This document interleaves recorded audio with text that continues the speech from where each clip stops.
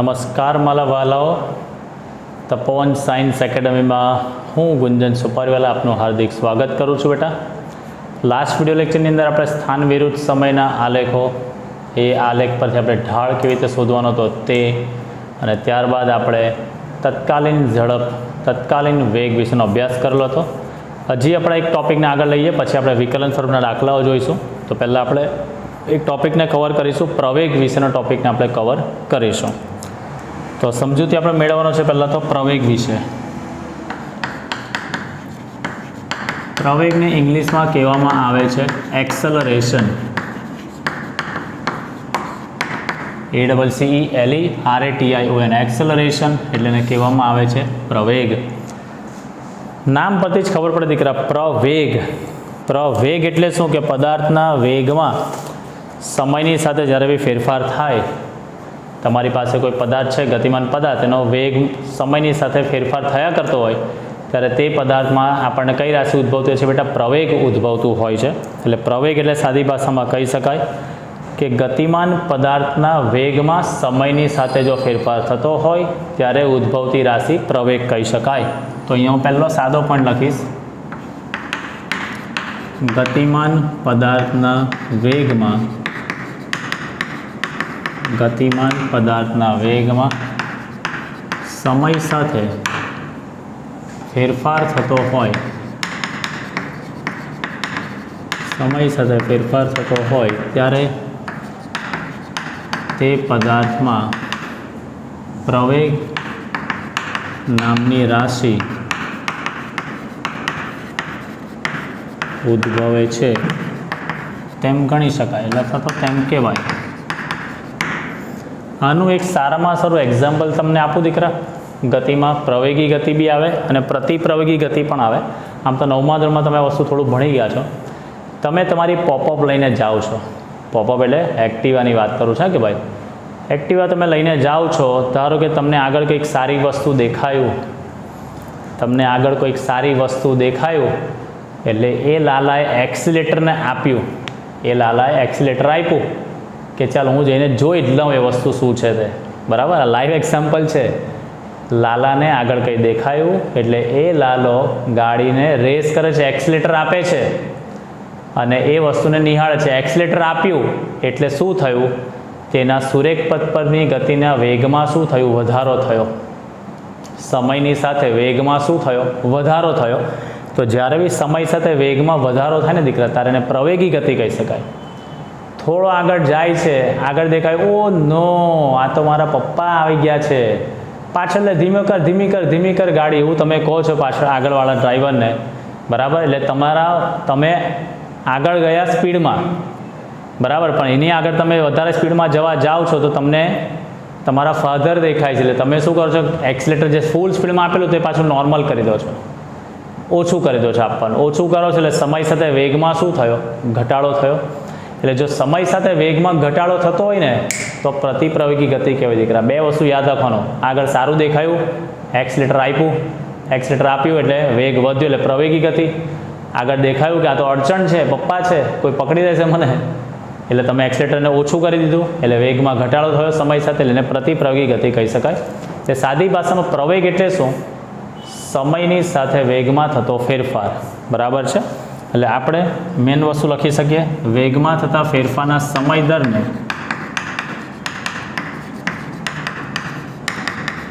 વેગમાં થતા ફેરફારના સમય દરને પ્રવેગ કહે છે.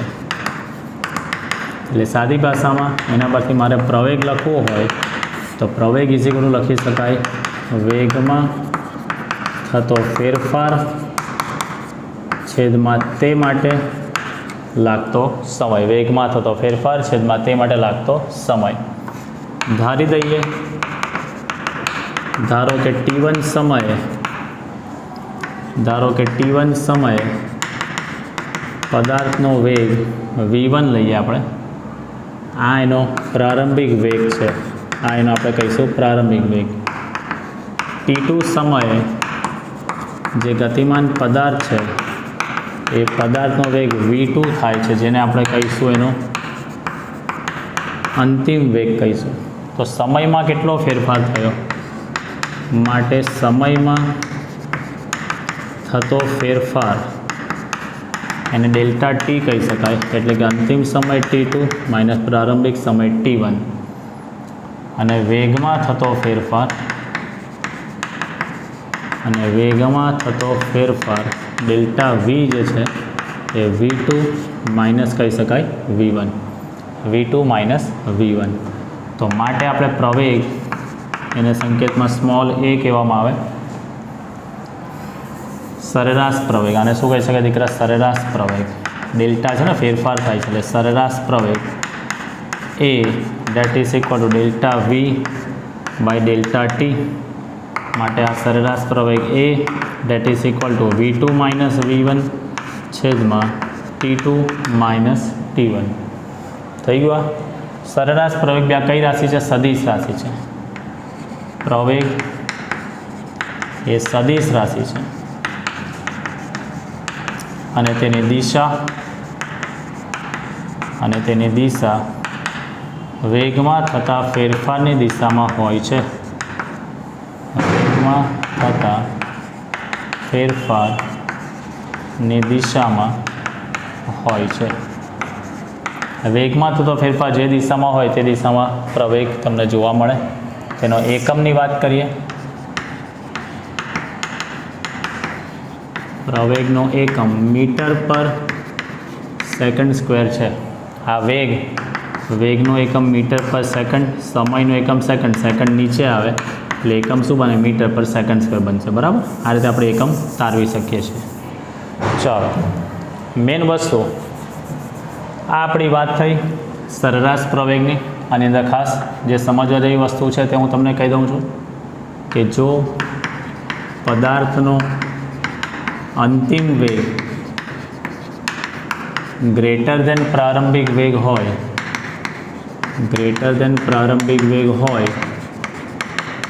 તો પદાર્થ પ્રવેગી ગતિ કરે છે તેમ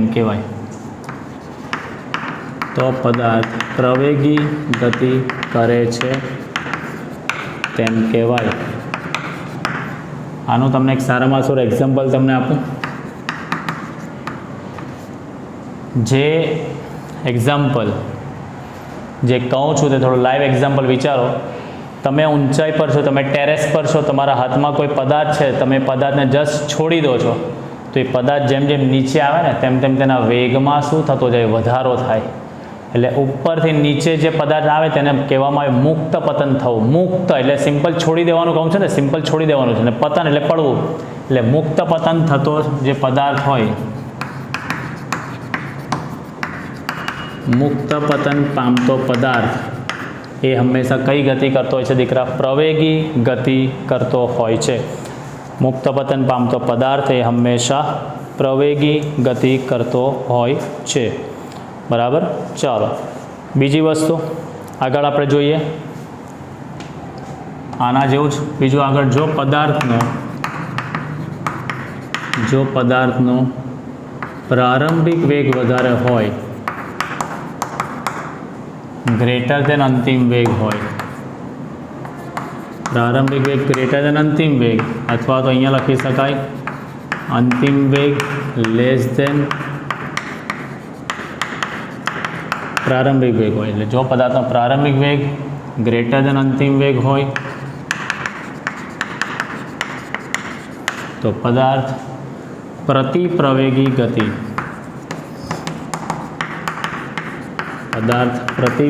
ગતિ કરે છે તેમ કહેવાય. આનું તમને એક્ઝામ્પલ આપું તો તમારા હાથમાં, તમે જમીન પર છો દીકરા, જમીન પરથી કોઈ પદાર્થને આમ ઉછાળો છો તો જેમ જેમ પદાર્થ ઉપર જાય ને તેમ તેનો વેગ ઘટે. કારણ કે વિરુદ્ધ દિશામાં શું લાગે? હવાનો અવરોધ લાગે ને, એટલે વેગમાં ઘટાડો થાય. એટલે પ્રારંભિક વેગ તમે નાખો છો તે વેગ વધારે હોય, પણ જેમ જેમ ઉપર જાય તેમ વેગ ઘટે. મહત્તમ હાઇટ પર એ પદાર્થનો વેગ સ્થિર એટલે કે 0 થઈ જાય, પછી પાછો નીચે આવે. એટલે નીચેથી આમ ઉપર પદાર્થને નાખી દીકરા તો તમે બી જોજો ઉપર જશે તેમ વેગ ઘટે. કોઈ જગ્યા પર મહત્તમ ઊંચાઈ પર પછી ત્યાંથી નીચે આવે. એટલે નીચેથી ઉપર તરફ ઉછાળેલો પદાર્થ હોય તેનો વેગમાં હંમેશા શું થાય? ઘટાડો થાય. ચેક કરવું હોય તો એક્ઝામ્પલ તમે ઘરે કરી શકો છો. નીચેથી એટલે જમીન પરથી જમીન પરથી પદાર્થને હવામાં ઉછાળતા તેના વેગમાં શું થાય દીકરા ઘટાડો થાય છે, તો એ પ્રતિપ્રવેગી ગતિ તમે કહી શકો છો. હવે મેં જે તમને એક્ઝામ્પલ પેલું એક્સિલરેટર આપ્યું વાળું એ તમે લખી નહીં શકો, એ સમજવાના કન્સેપ્ટના પોઈન્ટ ઓફ વ્યૂથી છે, એટલે નહીં તો પાછું તમે કીધું સાહેબ હું તો આવું લખી કાઢું, તો એ તમારે લખવાની હમણાં જરૂર નથી. આ આપણને વાત થઈ દીકરા સરેરાશ વેગની, સરેરાશ પ્રવેગની વાત કરી આપણે. હવે આપણે ધારો કે ચોક્કસ સમય પ્રવેગ આપણને જોઈતો હોય, ધારો કે આપણને પ્રવેગ ચોક્કસ સમય જોઈએ છે, તો મેઇન વસ્તુ સરેરાશ પ્રવેગ પરથી શેની માહિતી ન મળે, તો સરેરાશ પ્રવેગ પરથી કોઈ ચોક્કસ સમયે પદાર્થના પ્રવેગની માહિતી મળી શકતી નથી. તે માટે આપણે તત્કાલીન પ્રવેગને વ્યાખ્યાયિત કરવો જરૂરી છે. ચાલો, તત્કાલીન પ્રવેગ એટલે શું, તો આપણે યાદ છે ને પેલું સમયને સૂક્ષ્મ કરીએ, આ ડેલ્ટા શું દર્શાવે, સમયગાળો દર્શાવે, પણ જ્યારે એની અંદરથી આપણે સમયને ધીમે ધીમે limit delta T tends to 0 કરતા જઈશું એટલે શું થશે, ચોક્કસ સમય આવતો જશે. તો હું અહીંયા લખું છું સરેરાશ પ્રવેગ is equal to delta V by delta T. આની અંદર હું લિમિટ લઈ લઉં દીકરા, limit delta T tends to 0 delta V by delta T. તો હવે જે આપણને પ્રવેગ મળે તે તત્કાલીન પ્રવેગ મળે, માટે તત્કાલીન પ્રવેગ a is equal to dv by dt. એટલે આ વસ્તુ શું દર્શાવે, તે અહીંયા લખું છું વેગનું, આ ડીવી એટલે વેગનું સમયની સાપેક્ષે વિકલન, વેગનું સમયની સાપેક્ષે વિકલન કરતા પ્રવેગ મળે. શું મળે દીકરા, પ્રવેગ મળે. હવે આ જ સૂત્રને હું સ્થાનાંતરના સંદર્ભમાં બી લખી શકું દીકરા. એ ડેટ ઇઝ ઇક્વલ ટુ શું છે, ડીવી બાય ડીટી છે કે નહીં, સમજો ધ્યાનથી દીકરા. આ ડી બાય ડીટી ત્યાંનો ત્યાં, આ ડી બાય ડીટી ત્યાંનો ત્યાં, આ વેગ વીની જગ્યાએ હું લખું છું અહીંયા ડીએક્સ બાય ડીટી, વીની જગ્યાએ લખું છું ડીએક્સ બાય ડીટી. તો આ પ્રવેગ એ ઇઝ ઇક્વલ ટુ શું લખી શકાય, D2x બાય ડીટી સ્ક્વેર. એટલે આ શું કહેવાય, દ્વિતીય વિકલન કહેવાય, વર્ગ નથી દીકરા. આ શું દર્શાવે છે, દ્વિતીય વિકલન કહેવાય. શું કહેવાય, દ્વિતીય વિકલન કહી શકાય. આ જે છે અહીંયા વેગનું એક જ વખત વિકલન છે, એટલે વેગની ઉપર એક ટપકું તમારે કરવાનું. યાદ કરો ગઈકાલે આપણે લખેલું ને, v બરાબર એક્સની ઉપર એક ટપકું. આ એક ટપકું એટલે પ્રથમ વિકલન છે. આ ડી બાય ડીટી અને વેગ જે છે, વેગની કિંમત નથી ગઈકાલે આપણે મેળવી ગયા dx બાય ડીટી. તો આ ડી એટલે દ્વિતીય થઈ જાય. આ D square X by DT square. આ શું દર્શાવે બેટા, તમને જ્યારે સ્થાન સૂત્ર આપેલું હોય, સ્થાન સૂત્ર અથવા તો સ્થાનાંતરનું સમયની સાપેક્ષે આ બે એટલે દ્વિતીય વિકલન કહેવાય. એટલે બે વખત વિકલન કરવાનું. શું કરવાનું દીકરા, બે વખત. દાખલામાં આપણે કરીશું તો આ લખી શકાય ઇઝ ઇક્વલ ટુ એક્સની ઉપર આ દ્વિતીય છે, આની ઉપર કેટલા ટપકા કરો આપણે દીકરા, 2 ટપકા. આ દ્વિતીય વિકલન કહેવાય. તો અહીંયા લખી શકાય કે સ્થાનાંતરનું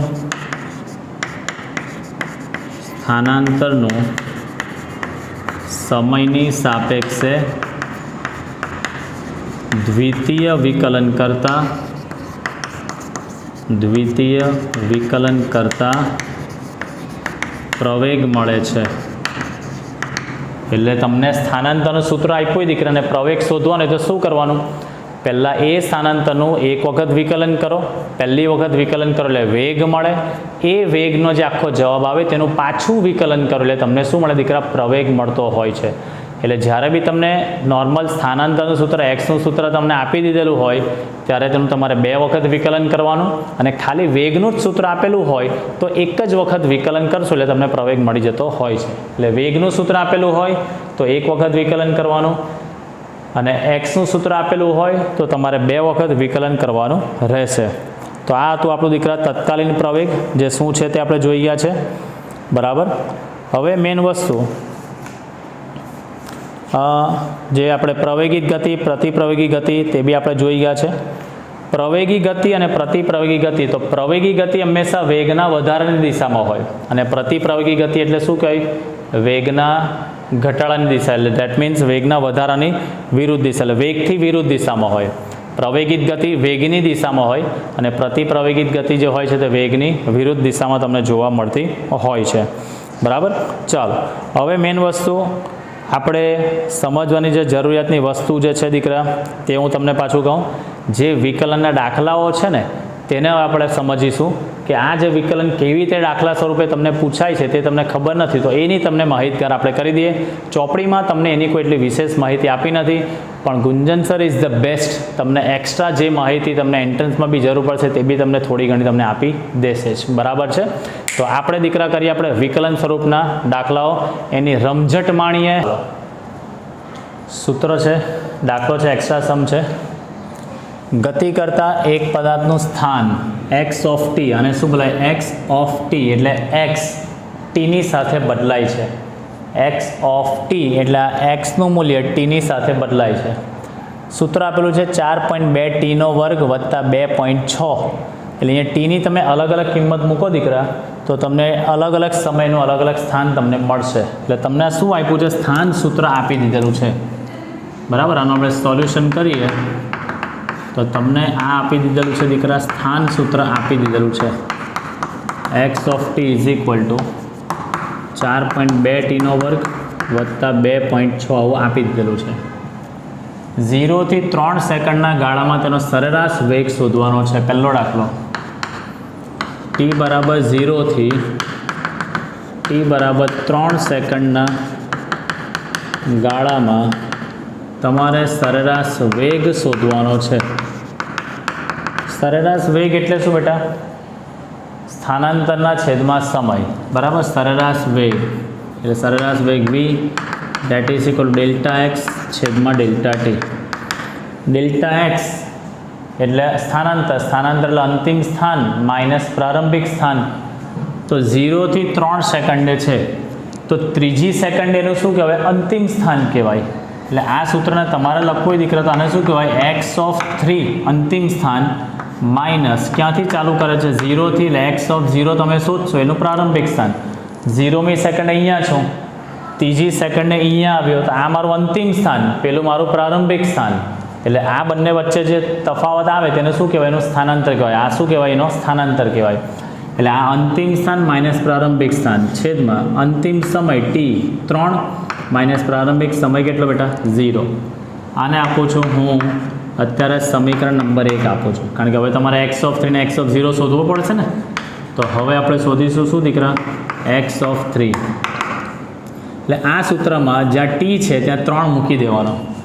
એટલે આ થઈ જશે 4.2 3નો વર્ગ વત્તા 2.6. 3નો વર્ગ 9 ગુણ્યા 4.2 તમારે કરવાનું 37.8 વત્તા 2.6 સાદરૂપ આપો એટલે આવશે 40.4 મીટર. એટલે ત્રીજી સેકન્ડ એનું અંતિમ સ્થાન એનું મળી ગયું દીકરા 40.4. હવે આપણે પ્રારંભિક સ્થાન શોધીએ, એક્સ ઓફ 0 શોધીએ. એક્સ ઓફ 0 એટલે 4.2 ઇન્ટુ 0નો વર્ગ, આ 4.2 ઇન્ટુ 0નો વર્ગ વત્તા 2.6 એટલે એક્સ ઓફ 0, આ તો 0, આ 2.6 મીટર, આ 2.6 મીટર થઈ ગયું. આ બંને કિંમતો સમીકરણ 1માં મૂકીએ આપણે. સમીકરણ 1 પરથી સરેરાશ વેગ v is equal two x of 3 કેટલું છે? 40.4 માઇનસ 2.6 છેદમાં 3 માઇનસ 0 એટલે 3. ચાલો એટલે 37.8 આ થઈ જશે. 40.4માંથી 2.86 જશે એટલે 37.8 છેદમાં 3 એટલે જવાબ આવશે ને 12.6 મીટર પર સેકન્ડ. આ સરેરાશ વેગનો આવી ગયો 12.6 મીટર પર સેકન્ડ થઈ ગયો. એટલે સરેરાશ જ્યારે બી શોધવાનો હોય દીકરા, ત્યારે અંતિમ સમય અને પ્રારંભિક સમય બંને કિંમતો તમારે મૂકવી જ પડે. આ યાદ રાખજો, સરેરાશ શોધવાનું હોય ત્યારે અંતિમ અને પ્રારંભિક બંને કિંમતો તમારે મૂકવી ફરજિયાત છે. હવે આપણે શોધીએ વાંચો આગળ. t બરાબર 3 સેકન્ડે તત્કાલીન વેગ જુઓ અહીંયા જ્યારે બી સરેરાશ શોધવાનું હોય ને દીકરા ત્યારે તમને બે સમયગાળા આપેલા જ હોય. જુઓ અહીંયા 0 થી 3 એવા બે સમયગાળા આપેલા છે અને જ્યારે બી તત્કાલીન શોધવાનું હોય ત્યારે તમે જોઈ શકો છો તમને એક જ સમયગાળો આપ્યો છે ને, એક્ઝેક્ટ સમય તમે આપ્યો છે બરાબર. તો જ્યારે બી એક્ઝેક્ટ સમય આપે ત્યારે તત્કાલીન જ શોધાય અને સમયગાળો આપે ત્યારે એવરેજ જ શોધાય. ચાલો તો હવે આપણે શોધીએ t બરાબર 3 સેકન્ડે તત્કાલીન વેગ આપણે શોધવાનો છે. તો તમારી પાસે એક્સ ઓફ ટીનું સૂત્ર તો છે જ, x of T date is equal two આ 4.2 ટીનો વર્ગ વત્તા 2.6. તત્કાલીન વેગ v ઇઝ ઇક્વલ ટુ સૂત્ર શું લખી શકાય, dx બાય dt છે કે નહીં આ સૂત્ર, dx બાય dt એક્સનું સમયની સાપેક્ષા વિકલન. તો d બાય dt ઓફ આ એક્સની જગ્યાએ 4.2 ટીનો વર્ગ વત્તા 2.6, 4.2 ટીનો વર્ગ વત્તા 2.6. ચલો આ 4 પોઈન્ટ એટલે આપણે પહેલાં આનું વિકલન બી બંને સ્ટેપને અલગ અલગ કરી દઈએ. એટલે d બાય dt ઓફ 4.2 ટીના વર્ગનું પણ વિકલન થશે અને વત્તા d બાય dt ઓફ 2.6નું પણ વિકલન થશે.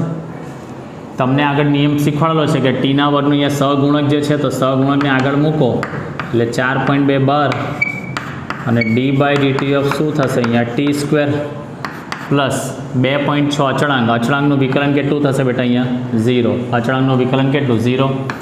તો આ 4.2 ટી સ્ક્વેરનું વિકલન શું થશે 2t થશે ને. કયું સૂત્ર, એક્સ રેસ ટુ એન બરાબર n into x raise to n minus 1 યાદ છે ને. એટલે ટીનો 2 ઘાત તો ઘાત આગળ લખો ને 1 ઘાત ઓછું કરો એટલે કેટલો થશે 2t. 42 દુ 84 એટલે સૂત્ર આવી ગયું 8.4t.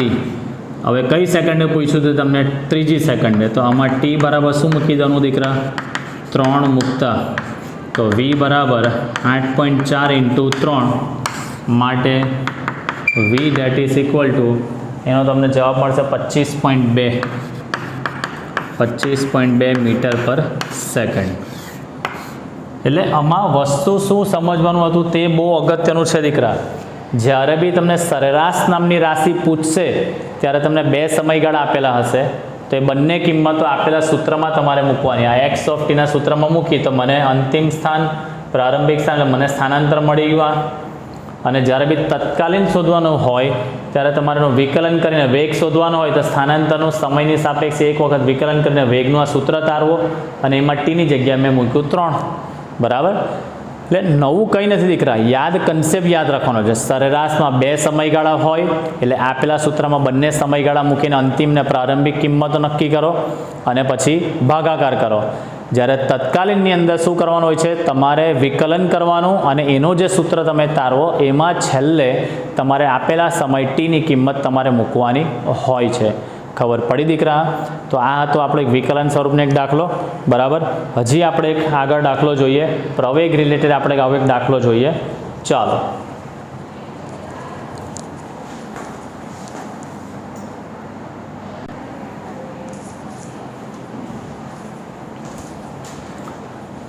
ચાલો નેક્સ્ટ આપણે આગળ જોઈએ.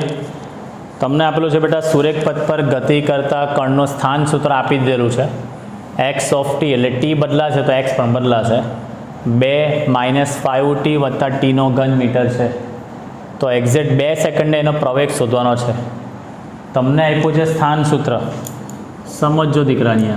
સોલ્યુશન આપણે કરીએ. તમને એક્સ ઓફ ટી આપી દીધેલું છે. X of T is equal two 2 - 5નો 5t વત્તા ટીનો ઘન આવું આપેલું છે. યાદ કરો, જ્યારે બી સ્થાન સૂત્ર આપેલું હોય ત્યારે આપણે થિયરીમાં આગળ જોઈ ગયા કે એનું સમયની સાપેક્ષે દ્વિતીય વિકલન એટલે 2 વખત વિકલન તમને મેં કરવાનું કીધેલું હતું. 2 વખત વિકલન કરવાનું કીધેલું હતું. તો હું પહેલાં અહીંયા પ્રથમ વિકલન કરું એટલે હું પહેલાં શોધીશું બેટા dx બાય dt શોધીશ. dx બાય dt કરું એટલે મને શું મળે દીકરા, વેગ મળે. શું મને મળે પહેલાં? વેગ. એટલે આનું પહેલાં એક વખત વિકલન કરીને હું વેગ શોધી કાઢું.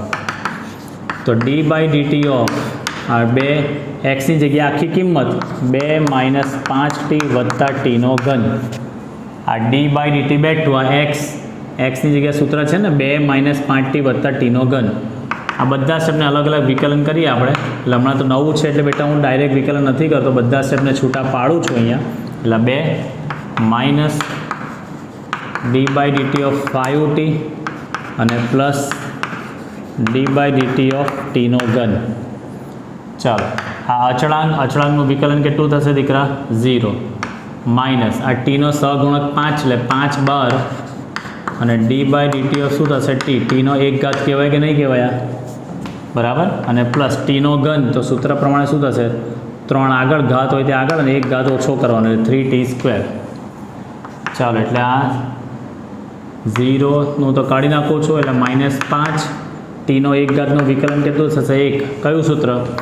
ટીનો એક ઘાત તો લખાય ને 1 × ટીનો 1 - 1 એટલે 1 × ટીનો 0 કોઈ પણ સંખ્યાનો 0 ઘાત એટલે 1 જ કહેવાશે એટલે આવી ગયું 1. ચાલો ટીના એક ઘાતનું મેં લખી દીધું 1 વત્તા 3t² એટલે મને વેગનો જવાબ મળે છે. વેગ v = -5 × 5 વત્તા 3t². આવી ગયો વેગ. હવે આ વેગનું પાછું વિકલન કરવાનું એટલે હવે પ્રવેગ a શું લખી શકાય? dv/dt. આ પહેલું વિકલન કરીને વેગ મેળવો. આ જે વેગ આવ્યો તેનું પાછું વિકલન કરો એટલે ધેટ મીન્સ કર્યું શું? આખરે તો આનું 2 વખત જ વિકલન કરીએ ને આપણે. પાછું પહેલું વિકલન કરીને વેગ મેળવો, એના પછી પાછું વિકલન કરીને આપણે પ્રવેગ મેળવીએ છીએ. તો a d/dt ઓફ વેગની કિંમત -5 વત્તા 3t². તો d/dt ઓફ -5 વત્તા d/dt ઓફ 3t². ચાલો માટે પ્રવેગ a -5 ભલે ઋણ છે સંખ્યા વિકલન તો કેટલું થવાનું? એનું 0 જ થવાનું. અહીંયા અચળાંકનું વિકલન 0 પ્લસ આ 3 બાર અને d/dt ઓફ વિકલન કોનું કરીશું દીકરા? આપણે t²નું. એટલે a આ 0 ને છોડી દો 3t²નું વિકલન કેટલું થવાનું? 2t થવાનું ને.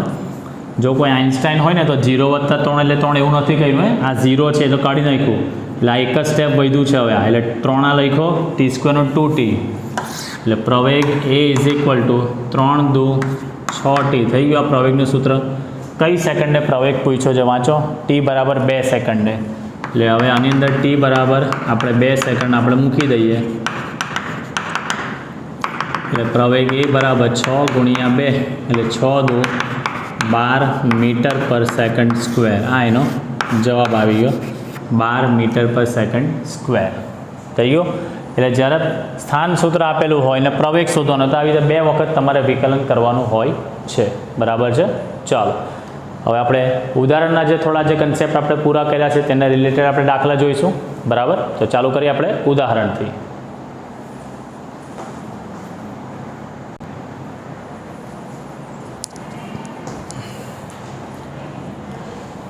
ચાલો ઉદાહરણ નંબર 1 તરફ આગળ વધીએ આપણે. એક કાર સુરેખ રેખા પર ગતિ કરે છે જેને આકૃતિ 3.1માં તમને દર્શાવેલો છે. આકૃતિ હું અહીંયા આકૃતિ દોરી દઉં છું. અહીંયા આ રીતે આકૃતિ છે. અહીંયા 0 40 80 120 અહીંયાથી શરૂ કરીએ આપણે. 0 40 80 120 160 160 બાદ 200 240 280 320 360 400 420 આવું તમને કંઈ દીધું છે. આ એક્સ અને આ બધું મીટરમાં છે. અહીંયાથી ગતિની શરૂઆત કરે છે. અહીંયા આ બિંદુ છે O, ત્યારબાદ છે 360 પર છે અહીંયા બિંદુ, અહીંયા P અને 240 પર છે અહીંયા Q. રકમ વાંચો. આકૃતિમાં OP આ કાર 18 સેકન્ડમાં O થી P પર જાય છે અને 6 સેકન્ડમાં P થી Q પર પરત જાય છે. તમને શરત આપેલી છે. કાર 18 સેકન્ડ લે છે આ O થી P પર જવા માટે. 18 સેકન્ડમાં O થી P પર જાય છે અને બીજી સેકન્ડ કેટલી કીધી છે? 6 સેકન્ડમાં. અને 6 સેકન્ડમાં એ P થી Q ક્યુ પર જાય છે, બરાબર છે। ચાલો પહેલો દાખલો કીધું છે કાર ઓથી પી પર જાય ત્યારે તેનો સરેરાશ વેગ અને સરેરાશ ઝડપ શોધવાનું છે। પહેલો દાખલો છે કાર ઓથી પી પર જાય ત્યારે, તો પહેલો દાખલો કાર ઓથી પી પર જાય ત્યારે સરેરાશ ઝડપ આપણે પહેલાં શોધીએ। સરેરાશ ઝડપ એટલે કાપેલું કુલ અંતર છેદમાં તે માટે લાગતો કુલ સમય। ચાલો ઓથી પી પર જાય છે, તો ઓથી પી પર જાય છે તો એને કેટલું અંતર કાપ્યું હશે, તો ઓથી ઓ પર કેટલું છે જો અહીંયા 0 અને પી પર કેટલું છે 360, એટલે આપણે લખી શકીએ અંતિમ 360 - 0 છેદમાં 18 સેકન્ડ છે, એટલે 360 ભાગ્યા 18 એટલે કેટલું થશે 20 મીટર પર સેકન્ડ સરેરાશ ઝડપ। અને હવે સરેરાશ વેગ એટલે અહીંયા શું આવે કુલ સ્થાનાંતર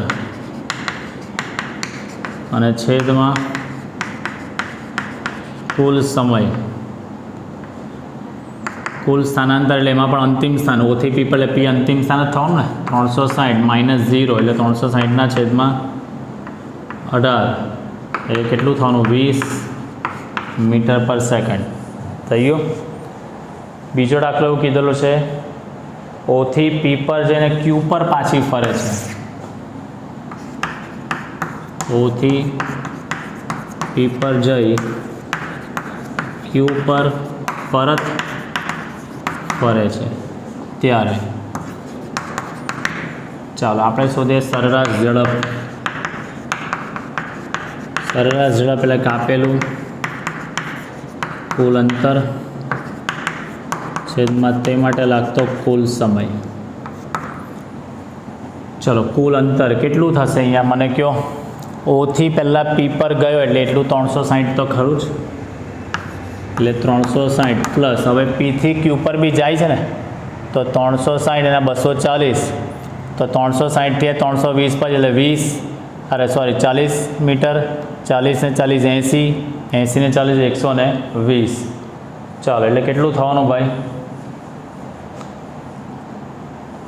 આ ખબર પડે ને, 0થી ઓથી પી પર ગયો એટલે 360 ને 360માંથી 240 બાદ કરો બીજા 120 એટલે 120 છેદમાં સમયગાળો ઓથી પી પર જવામાં 18 સમય અને પછી પીથી ક્યુ પર જવામાં પાછળ 6 એટલે 36, આ 0 6 ને 2 8, 3 ને 1 4, 18 ને 6 24, 24 દુ 48 20 મીટર પર સેકન્ડ। આ શું આવ્યું દીકરા એનું સરેરાશ ઝડપ આવ્યું। આપણે સરેરાશ વેગ બી શોધી કાઢીએ,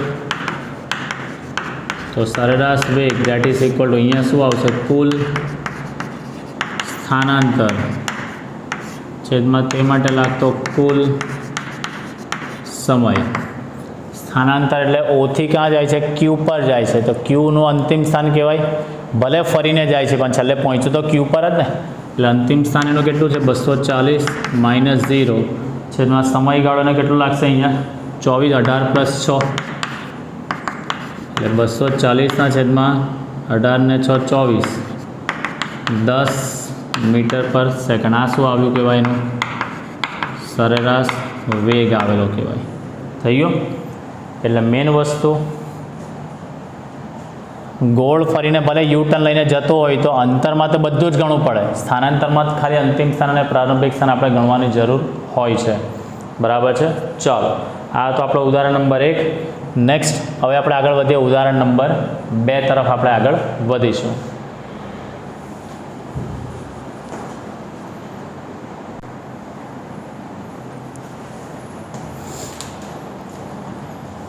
ચાલો ઉદાહરણ 3.2 એક્સ અક્ષને અનુલક્ષીને ગતિ કરતા એક પદાર્થનું સ્થાન એ સ્થાન આપી દીધેલું છે X a plus BT square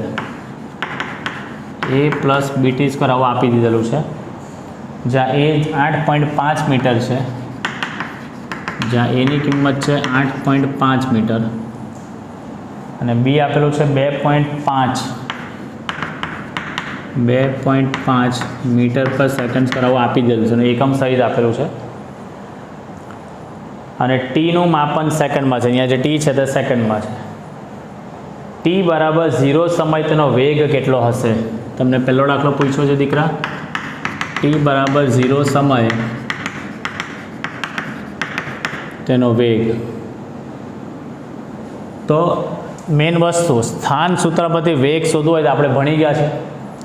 વેગ શોધવા માટેનું શું કરવું પડે? સમયની સાપેક્ષે શું કરીશું દીકરા? આપણે વિકલન કરીશું.